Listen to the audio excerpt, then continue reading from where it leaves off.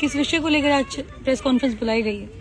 सबसे पहले आप सबको मेरा नमस्कार, जय माता दी आप सबको। मैं यहाँ आई हूँ मेरे बारे में मेरे पति देव दीपक हुड्डा जी ने जो आरोप लगाए हैं उनके बारे में बताने के लिए। एक्चुअली मैं बहुत टाइम से मैं डिप्रेशन में चल रही थी और मैं बोल नहीं पा रही थी चीज़ों को, और अभी मेरी मेडिकेशन भी चल रही है और उसके अभी मैं थोड़ा सा ठीक महसूस कर रही हूँ। लेकिन तभी मैं आई, मैं अभी भी इतना कैपेबल नहीं हूँ कि मैं बहुत ज़्यादा बोल पाऊँ, लेकिन फिर भी मेरी मजबूरी हुई कि आने की, क्योंकि मेरे को बहुत ज़्यादा परेशान किया जा रहा है, बहुत ज़्यादा प्रताड़ित किया जा रहा है। मैं आप लोगों को बता दूं कि 2015 से मैं दीपक हुड्डा को जानती हूँ। उसने जब मेरी पहली बार उनसे बात हुई थी तो उन्होंने मेरे को इमोशनली ब्लैकमेल बोल सकते हैं, इमोशनली मेरे को बोला कि मैं बिना माँ बाप का बच्चा हूँ, और मेरी मतलब ऐसे करके एक सॉफ्ट कॉर्नर उसने हमारी फैमिली में और मेरे अंदर बनाया। और मेरी बातचीत उनसे शुरू हुई 2015 में। मैंने जब उस इंसान से बात करना स्टार्ट किया उस टाइम, मैं आपको बता दूं कि आज वो संपत्ति हड़पने के मेरे ऊपर आरोप लगा रहा है। जब 2015 में मैंने बात की थी तो उसके घर में एक टॉयलेट भी नहीं होता था, उसके घर में एक टॉयलेट नहीं होता था, तसले में नहाते थे वो लोग। ऐसे इंसान का मैंने हाथ पकड़ा था। मेरी गलती ये रही कि मैंने उस इंसान का, और उस टाइम मैं वर्ल्ड की मेडलिस्ट, इनकम टैक्स इंस्पेक्टर और एशियन की मेडलिस्ट और बहुत बार नेशनल चैंपियन रह चुकी थी। और उस टाइम दीपक हुड्डा इतना बड़ा चेहरा नहीं था। वो नेशनल खेला था लेकिन नहीं वो इंटरनेशनल प्लेयर था। अगर मुझे पैसे का लालच होता तो मैं क्या उस इंसान का हाथ पकड़ती उस टाइम? आप लोग बता दीजिए, क्या मैं पकड़ती उस इंसान का हाथ? उस इंसान के ने हमारे दिलों में सिंपैथी गेन की। 2016 में उसके लीग के पैसे आए और जैसे हमारा उसने विश्वास भी जीता, मेरा और मेरे माता पिता का। हम उस पर ब्लाइंडली फेथ करते थे, क्योंकि मेरे मम्मी पापा को वो ऐसे बोलता मेरा माँ बाप नहीं है तो आप ही मेरे माँ बाप को। और उस टाइम हमने उसके ऊपर बिल्कुल ब्लाइंडली फेथ किया। मेरा ये एक कसूर है कि मैंने किसी के ऊपर अंधा विश्वास किया। और उस आदमी ने अपना टैक्स बचाने के लिए, टैक्स चोरी करने के लिए, मैं आपको बता दूं कि 2016-17 में हमारे 16-17 में जो 5 लाख रुपए हमारे अकाउंट में डाले और वापिस कितने लिए? 7 लाख रुपए। 2 लाख रुपए तो उसने उसी साल हमारे खा गया वो। और वो बोल रहा है कि मैंने धोखा किया। ऐसे ही सारे रिकॉर्ड है मेरे पास, मैंने लिखित में हर साल के सालाना जो रिकॉर्ड किए हुए हैं, और वो आपको मेरे वकील बता देंगे उसके बारे में, क्योंकि मेरी अभी ऐसी स्थिति नहीं है कि मैं सारे आंकड़े याद कर सकूं, क्योंकि 4-5 साल की बात है। लेकिन वो विश्वास था तो लेन देन भी होता था। मैं ये नहीं कह रही कि मेरे अकाउंट में या ये पैसे नहीं आए हैं, बिल्कुल आए हैं, लेकिन उनको हमने वापस भी किया है। वो ट्रांजैक्शन तो उसने नहीं दिखाई, उसने तथ्यों को छुपाया है। और उसने ये भी छुपाया है कि वो इनकम टैक्स की चोरी कर रहा है। मेरे माँ बाप इतने पढ़े लिखे नहीं हैं, बिल्कुल। उसने अपना जो मेरे भाई बहन उस टाइम 17-18 साल के थे, उस टाइम उसने बैंक अकाउंट में उनका टैक्स बचाने के लिए ट्रांसफर करता था पैसे, सैलरी दिखाकर। किसी को वो दिखाता था कि ट्रेनर, किसी को अपना कर्मचारी दिखाकर उसने पैसे डलवाए हमारे अकाउंट में। और उसने वो पैसे वापिस भी ले लिए निकलवा कर। और कुछ पैसे उसने ऑनलाइन जैसे ट्रांजैक्शन कहीं उसके रिश्तेदारों में, कहीं उसमें उसने वो वापिस पैसे लिए हैं, जिसका रिकॉर्ड मेरे पास बैंक खातों में भी है। और फिर वही इंसान हमारे ऊपर इल्जाम लगा रहा है कि हम पैसे उसके खा गए, ऐसा कुछ मेरे पापा के ऊपर और हमारे ऊपर। क्योंकि मेरे पापा इतने पढ़े लिखे नहीं थे, ब्लाइंड फेथ करते थे। अब कोई सैलरी डालता है हमारे अकाउंट में, टैक्स तो हमें भी देना पड़ेगा ना सैलरी का। मेरे पापा के अकाउंट से, मेरी माँ के अकाउंट से, मेरी भाई बहन के अकाउंट से हम उसकी जो वो सैलरी डालता था उसका टैक्स भी हम भरते थे। और जबकि टैक्स हम अपनी पॉकेट से भर रहे हैं और उसको वो सारा पैसा जा रहा था, लेकिन उस चीज से हम अनभिज्ञ थे। मेरे मम्मी पापा को इस चीज की नॉलेज ही नहीं थी कि ये किस चीज की क्या चीजें हो रही है, क्योंकि उसके ऊपर बिल्कुल ब्लाइंडली फेथ करते थे। तो ये एक मैटर था। दूसरा वो इल्जाम उसने जो लगाया मेरे ऊपर और मेरे परिवार के ऊपर संपत्ति हड़पने का, मैं उससे ये सवाल करती हूँ, सबको ये लगता होगा कि बहुत बड़ा प्लेयर है, उसके पास अरबों की संपत्ति होगी। मैं आपको बता दूं, जब मैंने उस इंसान का हाथ पकड़ा था तो उसके पास उनके घर में टॉयलेट तक नहीं था, उसके पास संपत्ति के नाम पर पुश्तैनी कोई भी संपत्ति नहीं थी। एक किला, अपने भैया हरियाणवी भाषा में जो बोलते हैं, एक दौरा भी पूरा को नहीं उसका दौरा है। संपत्ति क्या की खागी मैं उसकी और मेरा परिवार, कोई पूछने वाला हो उस इंसान से। और उसके जो पैसे आए वो हमने, मेरे पास सारे लीगल डॉक्यूमेंट है और सारी ट्रांजैक्शन है, इसमें लिखा हुआ है, हर एक जो ट्रांजैक्शन हुई उसमें लिखा हुआ है कि क्या क्या पैसे आए, क्या क्या पैसे गए उसके खाते में। और सारी ट्रांजैक्शन मैं कल इस मेरे ऊपर ये बगैर जांच किए हुए रोहतक में केस को फाइल किया गया मेरे खिलाफ। पहले वो मैंने अपना यहाँ 11 तारीख को मैं मिली थी हमारे हिसार एसपी से। मैं आपको पहले प्लाट की क्लैरिफिकेशन दे देती हूँ, क्योंकि मैं थोड़ा सा मैं बता रही हूँ कि मैं भूल जाती हूँ, ट्रैक से थोड़ा निकल जाती हूँ। तो मैं प्लाट के बारे में बताती हूँ आपको। जो बोल रहा है कि मेरा प्लाट धोखे से नाम करवाया, मैंने कौन सा धोखे से नाम करवा लिया? प्लाट भी आज भी उसी इंसान के नाम पर है। वो प्लाट, आधा प्लाट उसके नाम पर है और आधा प्लाट मेरे नाम पर है, जो कि मैंने शादी से पहले 2018 में मैंने खरीदा था।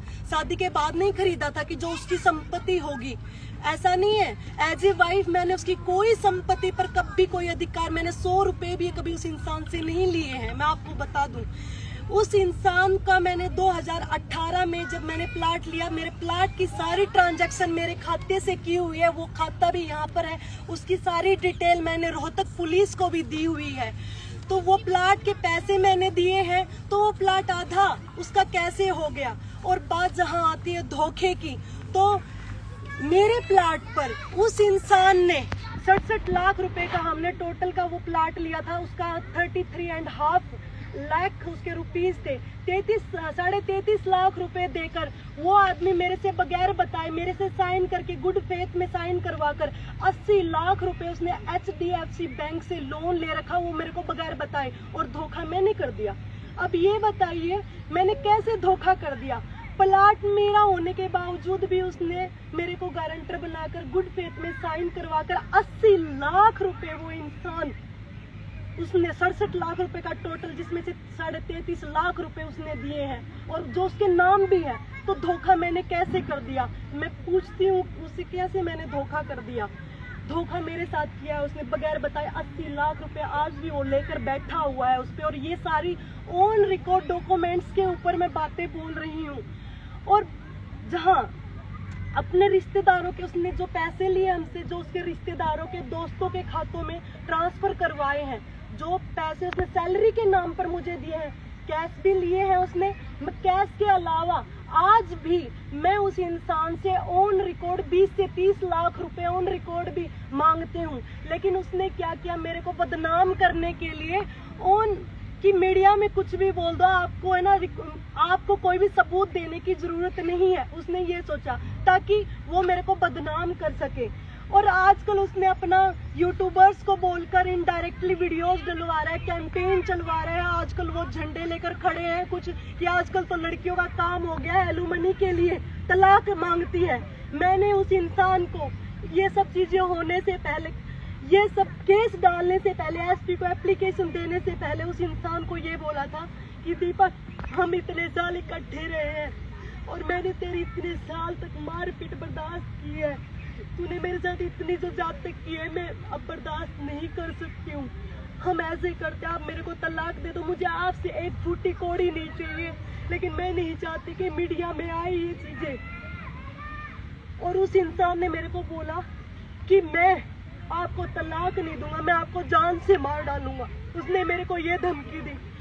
मैंने जब जाके ये चीजें ये हमारे हिसार एसपी को एप्लीकेशन दी उसके खिलाफ। और मैं आपको बता दूं कि ये सिलसिला आज से नहीं, मेरी शादी के 4 दिन पहले से उस इंसान ने मेरी 21 दिन की शादी का टाइम हमने रखा था। मैं आपको बता दूं कि उसने शादी के 4 दिन पहले हम अपने रंग दिखाना स्टार्ट कर दिए थे। उस टाइम शादी के 4 दिन पहले वो मेरे से डिमांड करता, वो उसकी बहन अलग अलग गहनों की, गाड़ी की, पैसों की उन्होंने डिमांड रखी। मैं इतनी फ्रस्ट्रेट हो गई थी, मैंने शादी के लिए भी मना कर दिया था शादी के 4 दिन पहले। तो मेरे पापा और मेरी मम्मी से उसने बात किया, जैसे हम सामाजिक आदमी है, मेरे पापा भी, फैमिली भी, तो वो मानते हैं। बोले कि हम अपनी बेटी को तो बहुत सारी चीजें देंगे, भाई आप ऐसे क्यों मतलब वो कर रहे हो, स्वीटी को क्यों बोल रहे हो। मैंने उसको बोला अगर मेरे जैसी लड़की को दहेज देने की जरूरत पड़ रही है तो मतलब और लड़कियों का क्या होगा, जो नॉर्मल लड़कियां उनका क्या होगा। इतनी पढ़ी लिखी ऑफिसर, क्या चीज की कमी है मेरे अंदर, और सारी चीजें तेरे पास मतलब मैं लेके आ रही हूँ, फिर भी तुम ये डिमांड कर रहे हो। उसने डिमांड की थी उस टाइम मर्सिडीज गाड़ी की, 2.5 करोड़ की मर्सिडीज की। मैंने उसका पेपर में ना कि हमारा इतनी ज्यादा बातें ना आए मीडिया में, ये ना, मैंने बिल्कुल शॉर्ट में उसकी एप्लीकेशन दी थी ताकि बेइज्जती ना हो किसी की, उसकी भी, सिर्फ मेरे को इस आधार पर डाइवोर्स मिल जाए। उस टाइम भी मैं शर्म के मारे मैंने पूरी बातें नहीं बताई किसी को भी, और मैंने सिर्फ एप्लीकेशन दी। मैंने 11 तारीख को एप्लीकेशन दे दी, उसको पता चला, उसको बुलाया गया पुलिस द्वारा, वो इंसान आया नहीं। और उसने काउंटर में 25 तारीख को शाम को उसने सिर्फ दरखास्त दी थी झूठे इल्जाम लगा के अपने। तो उस इंसान ने सिर्फ यही इल्जाम लगाए कि धोखाधड़ी की और पैसों वाले मेरे ऊपर इल्जाम लगाए।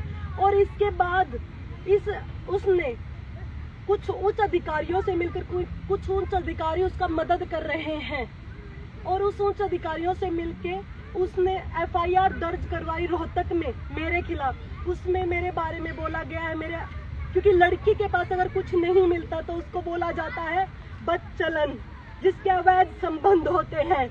मेरी चीज जो मुझे पूरी दुनिया से, पूरे संसार से, पूरी मटेरियल चीजों से प्यारी थी, तो उस इंसान ने मुझे वहाँ पिंच किया।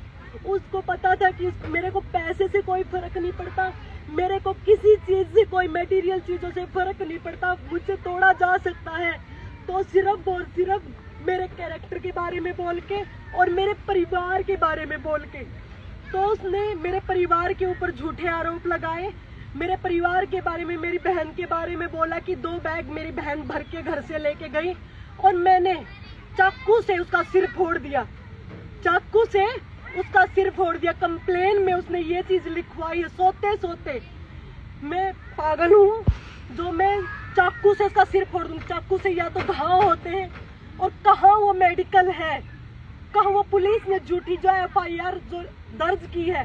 कोई भी अगर किसी से पैसे मांगता है तो रिकवरी सूट के लिए डाला जाता है, लेकिन उसने कुछ नहीं किया। पुलिस ने मेरे खिलाफ FIR दर्ज की, मैं गुनहगार नहीं थी, मैंने सारी ट्रांजैक्शन भी दे दी। फिर भी 2 तारीख को पुलिस ने वो FIR दर्ज की। उसने जो पहले एप्लीकेशन दी थी उसको चेंज करके, उसमें चीजों को, बहुत चीजों को ऐड करके मेरे परिवार के खिलाफ और मेरे खिलाफ ऐड करके वो चीजें उन्होंने उसमें डाली, और फिर वो FIR बनाई ताकि वो मेरे ऊपर दबाव बना सके, और ताकि मैं आगे जाऊं कि उसको तलाक ना दूं, और मैं पूरी जिंदगी उस घटिया राक्षस से मैं पिटती रहूं।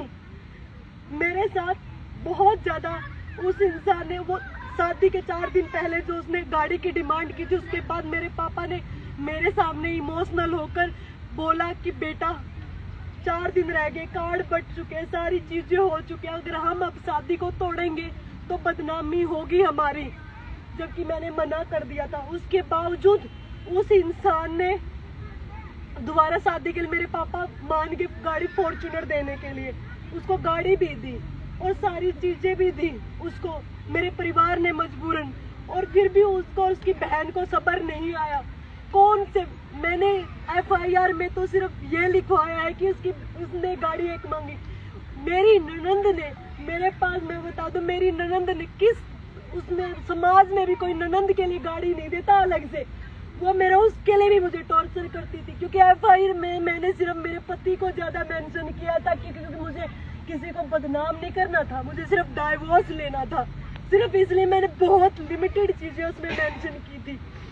वो मेरे को टॉर्चर करती थी। मैं 1.5 महीने मेरी शादी को हो गए थे। 1.5 महीने बाद मैं इतनी परेशान हो चुकी थी, मैं छोड़ के अपना मैं कैंप में चले गई। उसके बाद मैंने उसको ब्लॉक, वो बहुत फोन पर भी टॉर्चर करता था, आके भी टॉर्चर करता था, और आके मैंने उसको ब्लॉक कर दिया। मेरा जब एशियन चैंपियनशिप में खेलने की मेरा जब गोल्ड मेडल आया तो सबसे पहले वो इंसान एयरपोर्ट पर मिला, लेकिन उसको ये पता कि मैं दुनिया के सामने में कुछ नहीं बोल सकती। वो इंसान वहाँ ये दिखा रहा है कि वो मैं इतना सपोर्ट करता हूँ। मुझे पता है कि उसने क्या चीज़ मेरे साथ की और क्या वो कर रहे हैं। वहाँ पे जाके इसके बाद बात आती है, जैसे हम आ रहे थे या भी चुनाव से पहले की, चुनाव से पहले जैसे इसकी यह हर रोज की बातें बढ़ती गई। मैं दूर रहती, मैं कैंप में रहती थी, सारी चीजें।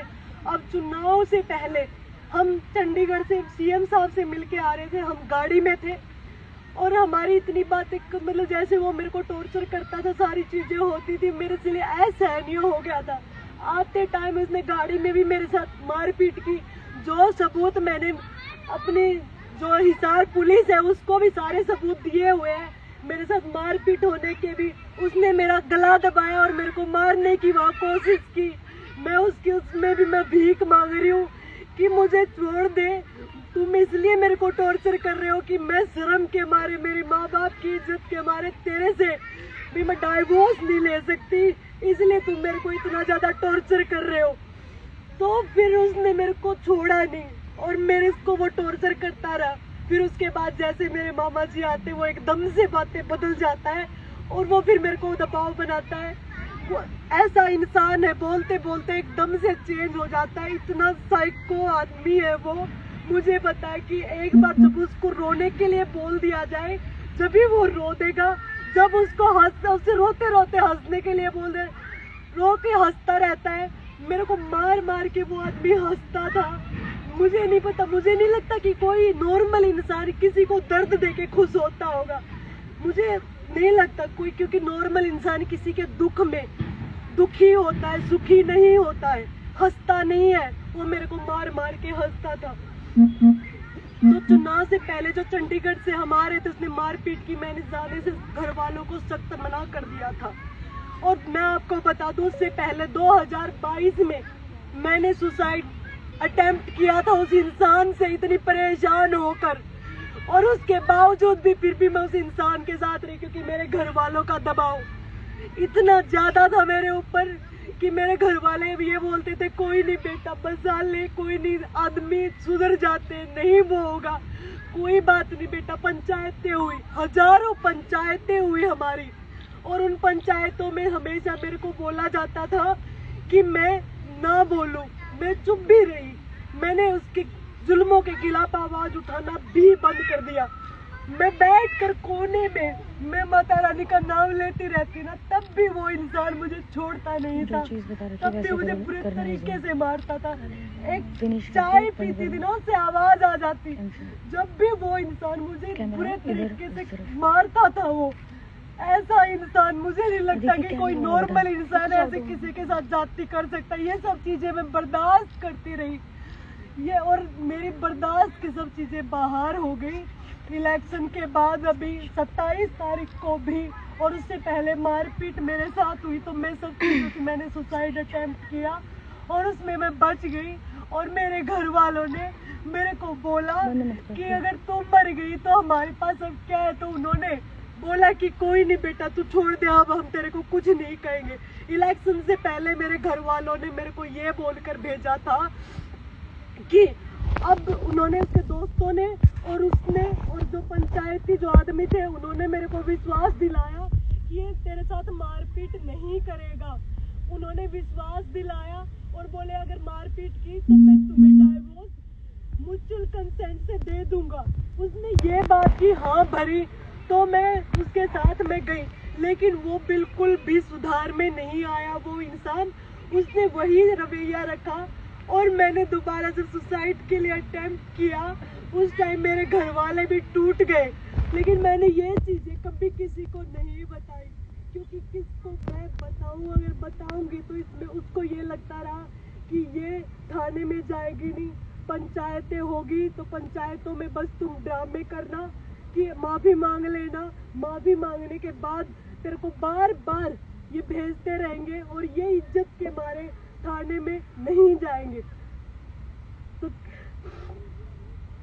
तो उस इंसान ने उसके लिए हमने 11 तारीख को हमारे एसपी हिसार को बोला, सर मुझे इस इंसान के साथ नहीं रहना है, मुझे इससे एक फूटी कौड़ी नहीं चाहिए, मुझे चाहिए तो इससे एक तलाक, और जो मेरा सामान है मुझे सिर्फ मेरा सामान चाहिए, मुझे इससे कुछ भी नहीं चाहिए जो मैं लेके गई हूँ।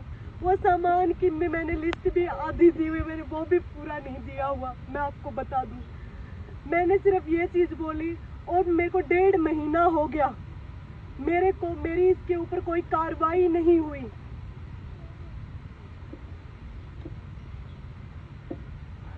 और उसके बावजूद पुलिस ने 15 तारीख को अभी मेरे ऊपर दबाव, मेरे को बताया नहीं कि वहाँ दीपक हुड्डा आने वाला है। दीपक हुड्डा ने प्लान किया, इसमें कुछ पुलिस अधिकारी शामिल है इस साजिश में, उनके साथ उन्होंने मिलकर मेरे को ये नहीं बताया कि दीपक हुड्डा वहाँ आया हुआ है। उन्होंने मेरे को डॉक्यूमेंट्स के बहाने वहाँ पे बुलाया, जबकि मैंने सारी सब चीजें दे चुकी थी मैं। और फिर वहाँ बुलाकर मैंने उनको ये बताया था कि जब दीपक हुड्डा मेरे सामने आता है, मेरी तबीयत, वो मेरे को बोलता है कुछ, मैं उसकी आवाज़ सुनती हूँ तो मैं इतनी ज़्यादा परेशान हो चुकी हूँ, मैं इतनी डिप्रेशन में हूँ कि मेरे को पैनिक अटैक्स आते हैं।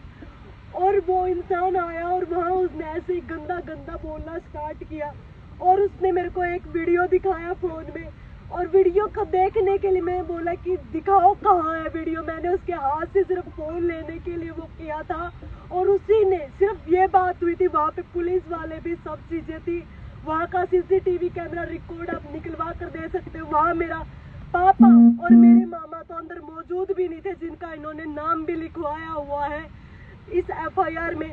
झूठी FIR उसने कटवाई, झूठा मेडिकल जाके करवाए। मैं बोलना चाहूंगी कि क्या हमारे देश में क्या चल रहा है, मेरे जैसी लड़की के साथ वो चीजें कर रहे हैं ये कुछ लोग मिलकर। मैं गुहार लगाना चाहूंगी इस देश के सर्वोपरि हमारे प्रधानमंत्री नरेंद्र मोदी जी से और हमारे CM साहब से कि मेरे साथ इतनी चीजें हो रही है, मैं किसी को ये चीजें नहीं बता पाई। मैं हमारे CM साहब से मिली भी थी, उन्होंने मेरे को बोला था कि 28 तारीख तक मेरा सेशन चल रहा है, मैं बोलूँगा कि ये म्यूचुअल कंसेंट से सारी चीज़ें हो जाए, लेकिन उस इंसान को ये चीज़ें बिल्कुल बर्दाश्त नहीं थी। मैं मजबूर हो गई हूँ अब मीडिया के सामने आने के लिए, क्योंकि वो मेरे को टॉर्चर कर रहा है, मेरे को झूठे केस में मेरे परिवार को फंसाकर घंटों तक थाने में बैठाया जा रहा है। क्योंकि मैं एक इंसाफ पसंद लड़की हूँ और मैंने इतनी चीजें, डिप्रेशन में होने के बावजूद भी मैं वहाँ पर हॉस्पिटल से मैं थाने में जा रही हूँ और मेरे से इतनी पूछताछ हो रही है झूठे केस की, जबकि वो FIR ही नहीं होनी चाहिए थी, उनको जांच करनी चाहिए थी कि क्या बात हुई थी। FIR दर्ज होती है और उसमें मेरे को ही टॉर्चर किया जाता है। आज मैं जमानत पर बाहर हूँ, मैं आप लोगों को बता दूं, आज मैं जमानत पर बाहर हूँ। मेरा केस जो 1.5 महीने से है, उसमें जो आरोपी था, जांच पूरी हो चुकी, यानी कि दीपक हुड्डा, वो आज खुलेआम बाहर घूम रहा है। और मैं जो इसका 2 दिन, जिस केस में लोगों को हजारों, मतलब कितने महीनों तक कोई पूछता भी नहीं जिन केसों को, उस केस में मेरे को गिरफ्तार किया गया। समझ सकते हो मैं आज इस मामले में मैं आज जमानत पर हूँ, मेरे साथ क्या कर रहे हैं।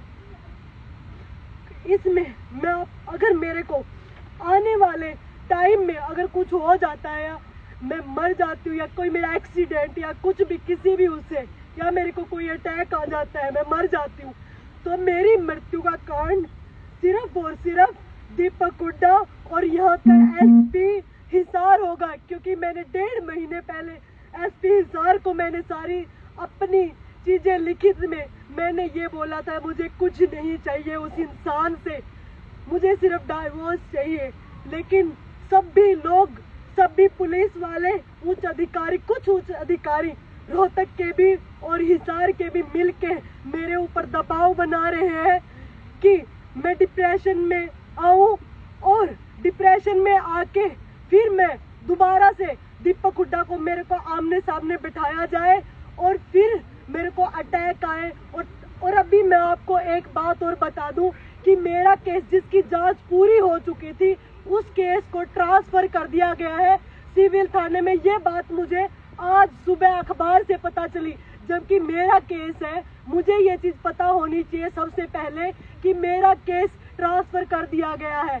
इस बात का मुझे पता चला अखबार से, तो आप सोच सकते हैं कि क्या मिली भगत चल रही है। जिस केस की जांच हो चुकी थी उसको ट्रांसफर कर दिया गया है और ट्रांसफर करने के साथ में इस केस को लंबा खींचा जा रहा है ताकि मैं दबाव में आऊं और झूठा केस के दबाव में आऊं और मेरे को पैनिक अटैक आए और दीपक को जब आमने सामने दोबारा दीपक को और मेरे को आमने सामने दोबारा बैठाया जाए तो इस तरह के झूठे केस वो और भी मेरे ऊपर फाइल कर सके, जिससे मेरे को और ज्यादा टॉर्चर किया जाए, और ज्यादा प्रेशराइज किया जाए और मैं उसका डाइवोर्स ना दूं। मैं आपको ये पूछना चाहती हूँ, मेरी क्या गलती है? मेरी यही गलती है कि मैं एक लड़की हूँ। मेरी यही गलती है कि मैंने अपने दुख को पूरी दुनिया के आगे नहीं बताया। मेरी यही गलती है कि एक लड़की होके मैं रोते हुए कैमरे पे कभी आई नहीं, और वो लड़का होके ड्रामे करके लोगों के सामने वो ड्रामे कर रहा है और उसको आप ये ऐसे जज करते हो। मैं लड़की होकर अगर आपको रो के नहीं दिखा रही, अपने दुख नहीं बता रही, तो इसका मतलब ये नहीं है कि मैं दुखी नहीं हूँ। मैं भी दुखी हूँ। मैं हमेशा सीखा है कि मुझे दुनिया के सामने रोने से मुझे कुछ नहीं मिलने वाला। मुझे दुख होता है तो मैं रोती हूँ, तो मेरी महामाई भगवती के सामने, किसी के सामने नहीं रोती हूँ मैं। और मैंने हमेशा किसी को अपने दुख नहीं बताए। मेरा यही स्वीटी जी, आप अब क्या चाहते क्या हैं आप? मेरा गुनाह ये है कि मैंने एक अंधे आदमी के सामने अंधा विश्वास किया। पानी पी के और आराम से जवाब दे दे, कोई बात नहीं, कोई ऐसी बात नहीं है, बता दो जैसे पूछो। नहीं, मेरी गलती बताओ। मैंने उस आदमी के ऊपर अंधा विश्वास किया, यही गलती है। उसने मेरे को बिना माँ बाप का बच्चा बोल के, मैंने सिर्फ उसको जिंदगी में एक ही वर्ड बोला था कि कोई हो ना हो तेरे साथ मैं होंगी, और मैंने उसको वहां से उठाकर यहाँ तक पहुँचने में उसकी सारी मदद की, और वो इंसान मेरे को आज ऐसा सिला दे रहा है। क्या मेरी यही गलती है? तो अब आप क्या चाहते हैं आप? मैं ये चाहती हूँ कि दीपक हुड्डा जो मेरे पति देव है उससे अलग मुझे जल्दी से जल्दी डाइवोर्स दिया जाए। मैं उससे कुछ एक पैसा भी नहीं मांग रही हूँ, मुझे न्याय मिले। मेरी गलती यही है क्या मैंने मेरे खिलाफ हुए जुल्मों के खिलाफ आवाज उठाई, और बस मैं उससे सारे मैंने अपने एविडेंस कोर्ट में भी दे दिए हैं। 13 तारीख को मैंने कोर्ट में अपना मेरे जो डाइवोर्स का केस भी फाइल कर दिया है, और वो इंसान मेरे को प्रेशराइज कर रहा है कि मैं डाइवोर्स ना लूं और इनके खिलाफ ना बोलूं। मैं चाहती हूं कि मेरे खिलाफ जो जुर्म हुआ है उसका बदला, तो क्योंकि मैं स्ट्रॉन्गली कर्मा बिलीवर भगवती महामाई अपने आप ले लेगी, लेकिन मुझे उस राक्षस से छुटकारा चाहिए। मुझे उससे एक पैसा नहीं चाहिए, क्योंकि मैं भिखारी नहीं हूँ। महामाई ने मुझे हाथ पाँव दिए हैं, मैं खुद कमा के खा सकती हूँ, लेकिन मुझे उस राक्षस से छुटकारा चाहिए। मैं आप लोगों से हाथ जोड़ के ये विनती कर रही हूँ कि मुझे न्याय दिलाने में मेरी मदद करें, उस राक्षस से मेरा पीछा छुड़वाने के लिए मदद करें, ताकि मुझे डाइवोर्स वो जल्दी से जल्दी दे दे, और मुझे पुलिस द्वारा जो टॉर्चर किया जा रहा है वो मेरे को टॉर्चर ना किया जाए, क्योंकि मैंने किसी से कुछ नहीं मांगा है। मैंने सिर्फ मांगा है तो एक डाइवोर्स मांगा है, वो भी परेशान होकर। स्वीटी जी, आप बीजेपी में हैं तो पार्टी की तरफ से आपकी कोई मदद हुई इस प्लेटफॉर्म पे? अब देखिए, मैं आपको बता दूं कि मैं इस हालात में नहीं थी, मैं बहुत डिप्रेशन में थी। उस दिन जिस दिन ये एफआईआर हुई, झूठी एफआईआर दीपक हुड्डा ने की, उस दिन मुझे पैनिक अटैक आ गया था और उसने झूठा जाके केस भी लगा। पैनिक अटैक, मेरे को 30 मिनट में वहाँ बेहोश पड़ी थी और वो आदमी मेरे ऊपर इल्जाम लगा रहा है कि मैंने मार दिया। मैं होली हॉस्पिटल में 5 से 6 दिन तक वहाँ एडमिट भी रही हूँ और वो आदमी ने इल्जाम लगाया। मैं कहीं जा नहीं पाई, मैं किसी नेता से, किसी से मैं मिल नहीं पाई हूँ क्योंकि मेरी ऐसी हालात है ही थी नहीं। मैं इतने डिप्रेशन में थी कि मैं बोल पाऊँ। मैं अपनी ये बातें मेरे माँ बाप को भी नहीं बोल पाती थी। मैं न बिल्कुल, मेरी माँ के कंधे पर, मेरी माँ ने मुझे इतना बुरे हाल में देखा, मैं उनको भी बातें नहीं बता पाती थी। उनको भी मैंने रिकॉर्डिंग के जरिए ही सारी चीजें बताई है। मेरी इतनी बुरी हालात थी। तो मैं सिर्फ एक बार सीएम साहब से मैं मिल के आई थी तो उन्होंने मुझे आश्वासन उस टाइम दिया था, लेकिन अभी तक कुछ हुआ नहीं है। और मैं सबसे बस यही बोलना चाहती हूँ, मैं बहुत ज़्यादा डिप्रेशन में हूँ, मेरे ऊपर बहुत ज़्यादा दबाव बनाया जा रहा है, मेरी मदद कीजिए। इसमें सर सभी पत्रकार बंधुओं से, सभी मीडिया से मैं कुछ फैक्ट्स जो हैं इस केस के बताना चाहता हूँ। सर, आपका नाम एक बार बता देते हैं? एडवोकेट। हाँ जी, सतवीर सिंह एडवोकेट। अच्छा, ठीक है उनके जो केसेस देखता हूँ जी। इसमें सर ये है कि ये जो सब इन्होंने हालात बताए, अकॉर्डिंगली इन्होंने एप्लीकेशन दी। जांच के दौरान 10-12-15 दिन की जांच के बाद उन्होंने दीपक को बुलाया, वो नहीं आया और उसके बाद उन्होंने एफआईआर दर्ज की। एफआईआर दर्ज करने के बाद इनके बयान रिकॉर्ड हो गए, इन्होंने सारा रिकॉर्ड भी दे दिया। उसके बावजूद आमने सामने वेरिफिकेशन के लिए इनको बुलाया ताकि वो पैनिक अटैक वाली जो पोजीशन आई। अब उसके बारे में हमें कहना चाहता है कि जब हमारे पास जो गाड़ी की बात थी, गाड़ी का तो लिखित रिकॉर्ड है, महेंद्र जी के नाम है, इनके पिताजी के नाम है, वो गाड़ी उनके नाम नहीं है फॉर्च्यूनर। और लोन लेकर, इन्होंने ये नहीं बता पाई, लोन लेकर, लोन अकाउंट नंबर है मेरे पास, मेरी गाड़ी हमने लोन लेकर ली हुई है। लोन अकाउंट से पैसे ट्रांसफर करवाए, उसकी आज बुरा को भी साथ में 3 zoom साल की करो। किस्तें भी बकाया, नाम इनके है, गाड़ी इनके नाम है, दहेज में दे रखी है। अब इससे ज्यादा क्या पुलिस को सबूत की वेरिफिकेशन की जरूरत है? ज्वेलरी की बात थी जो 17 दिन के अलावा, चलो वो तो इनका है, इनके पास, उनके पास में कोई हम गलत एलिगेशन नहीं लगा, लेकिन जो उनको हमने दिया है उसकी सारी ज्वेलरी की रसीद मेरे पास है। पक्की रसीद, ये नहीं कि कोई मैं सुना रही कोई वैसी पर्ची की बात कर रहा हूँ। अब उसके बाद की बात बताता हूँ मैं कि रोहतक में एक एप्लीकेशन लगाई, उसमें ये एलिगेशन लगाए कि ये जो फाइनल ट्रांजैक्शन, जो ट्रांजैक्शन का जिक्र किया बैंक ट्रांजैक्शन, वो एसपी साहब ने इकोनॉमिक सेल को मार्क कर दिया। इकोनॉमिक सेल में मार्क होने के बाद हमने इन्वेस्टिगेशन वहाँ भी ज्वाइन कर ली, क्योंकि हमने कभी इस बात की ढिलाई नहीं करी कि हमने टाइम दिया जाए। इन्वेस्टिगेशन ज्वाइन करके और पूरे रिकॉर्ड 500 के बैंक खाते, और ये जो ITR आप देख रहे हो ना, ये दीपक की पैन नंबर की है, सारी ईयर वाइज जो इन्होंने दिखाई। और वो RTGS के माध्यम से कोई पेमेंट है या बैंक से कोई माध्यम से पेमेंट है, उनके अंदर एक बताइए मुझे कि भाई कौन सी धाराएं लगती है। लेकिन चलो, उसने इकोनॉमिक सेल ने ऐसा कुछ नहीं किया, बट क्या हुआ कि उससे कोई धाराएं नहीं बनती थी, तो एक नई प्लानिंग के तहत सब्जी मंडी थाना है रोहतक में, वहाँ एप्लीकेशन दी, उसमें 4-5 एलिगेशन एडिशन कर दिए। एडिशन का मतलब एक तो चोरी का एलिगेशन लगा दिया, पत्नी पे चोरी का एलिगेशन कभी आपने सुना आज तक?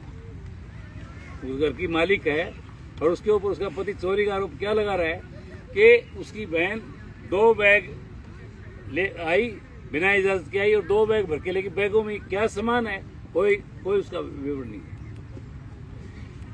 चाकू मारने की बात कही, उसमें कोई डेट नहीं, कब चाकू मारा गया, कब सिर फोड़ा गया। अब मेडिकल एविडेंस तो कोई है नहीं। अब यहाँ मेडिकल एविडेंस के बगैर ही सीधा सीधी ये बयान देने गई है, पुलिस इंटरप्ट नहीं कर पा रही उसको भी, आप क्यों बोल रहे हो? मैं अगर आपके सामने मुताबिक हो रहा हूँ तो आप कम से कम दूसरा आदमी बोलेगा तो वो बात नहीं क्लियर हो पाएगी। वो आदमी एलिगेशन लगाने के लिए उसको ये पता है कि किसी से जाके उसमें जाती, क्योंकि अब ये तो साइन कर रही है, उसने यूं उसमें दिखाई दे रहा है, मैं because I was there, statement में करवा रहा था वहाँ। तो उनको बताया गया कि ये बात है, भाई इनको पैनिक अटैक आता है मैडम, वो उनको नहीं रोक पाई। और मेन वाइल इन्होंने जैसे उसने कोई वीडियो दिखाने की कोशिश की, पता नहीं, मैंने कहा भी अगर आपके पास सर ये गंदी है, आपने ये इल्जाम लगाया ना कि भी ये इलिसिट रिलेशंस में है, अब तलाक ले लो, हमने तलाक फाइल कर दिया, बयान दो, ले लो। आप अगर ऐसी गंदी लड़की है तो आप उसके साथ क्यों रहना चाहते हो, क्यों घर बसाना चाहते हो? बट कोई उस पर बात नहीं, और वो उसमें देखा फिर इनको अटैक आ गया। पूरी आधे घंटे तक पुलिस वाले जो है ना, उसके पास किसी भी, उसने जो इल्जाम लगाए हैं उसका किसी चीज का उसके पास कोई सबूत नहीं है। मारने पीटने का जो उसने, चाकू से कोई किसी का सिर फोड़ेगा क्या? चाकू से तो घाव होते हैं, नहीं उसके पास मेडिकल एविडेंस है। और जो उसने मेरे ऊपर जो इल्जाम लगा रहा है उसका कोई भी, उसके पास किसी भी चीज का जो उसने FIR में दर्ज करवाया उसके पास कोई भी एविडेंस नहीं है। डेट तक मेंशन नहीं है। और फिर भी उसकी FIR दर्ज हुई, फिर भी उसकी FIR दर्ज हुई। बिकॉज ऑफ दैट मैं बीच में बात इंटरप्ट हो जाएगी। क्यों मैं लीगल बात बता रहा हूँ आपको, क्यों उन्होंने FIR दर्ज का क्या बहाना बनाया। ये जो चोरी वाली जो मैं बात कर रहा हूँ 305 एक गाइडलाइंस है कि जहाँ पे 420 420 के केसेज है ना, उसमें सुप्रीम कोर्ट की गाइडलाइन के बगैर इंक्वायरी के वो केस दर्ज नहीं कर सकते। अब उसमें इंक्वायरी की तो लंबा प्रोसेस चाहिए, और उनके पास रिकॉर्ड था, उनको पता था इसमें बैंक ट्रांजैक्शंस है, तो इन्होंने चोरी के आरोप के साथ वो धाराएं जोड़ दी और उसके साथ साथ 506 भी लगा दी।